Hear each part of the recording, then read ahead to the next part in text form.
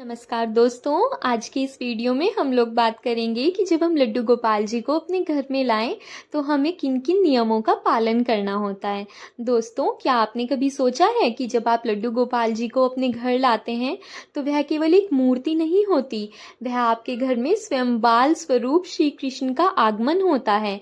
लेकिन क्या हर कोई उन्हें ऐसे ही घर में रख सकता है?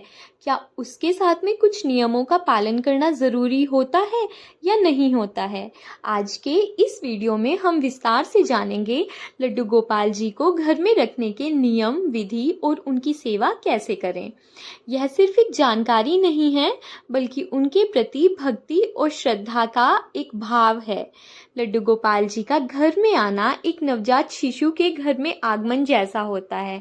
तो जैसे आप किसी बच्चे के लिए पहले से तैयारी करते हैं, वैसे ही लड्डू गोपाल जी के लिए भी कुछ आवश्यक तैयारियां होती हैं।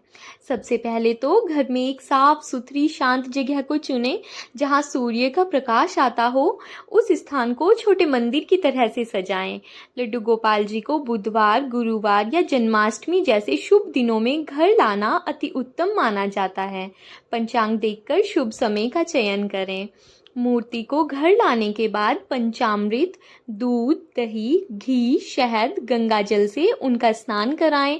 फिर उन्हें साफ ताजे जल से स्नान करा के साफ कपड़े पहनाएं। मूर्ति को घर लाने के बाद आप पर उनकी सेवा का दायित्व होता है। यदि आप लड्डू गोपाल जी की नियमित सेवा नहीं कर सकते हैं तो एक बार उन्हें घर लाने से पहले जरूर सोच लें। दोस्तों, लड्डू गोपाल जी बिल्कुल हमारे बच्चे की तरह से होते हैं, तो जब हम उन्हें घर लाते हैं तो उनकी देखभाल की जिम्मेदारी हमारी हो जाती है। हर दिन हम सबको उनके प्रति अपना प्रेम और सेवा भाव जरूर प्रकट करना होता है।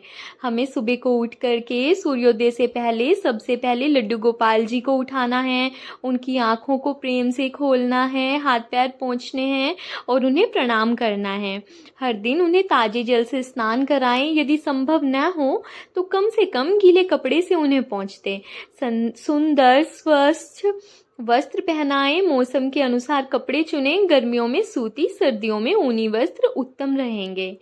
मुकुट, बांसुरी, माला, टीका और झांझर जैसा श्रृंगार लड्डू गोपाल जी को बहुत पसंद होता है, तो उनका श्रृंगार अवश्य करें। उन्हें वैसे सजाएं जैसे आप अपने बच्चे को सजाते हैं। लड्डू गोपाल जी को भोग अर्पण करना भी उनकी सेवा का एक महत्वपूर्ण हिस्सा होता है। तो उनको नाश्ता, दोपहर का भोजन, शाम का भोजन हर समय ज़रूर टाइम पर दें।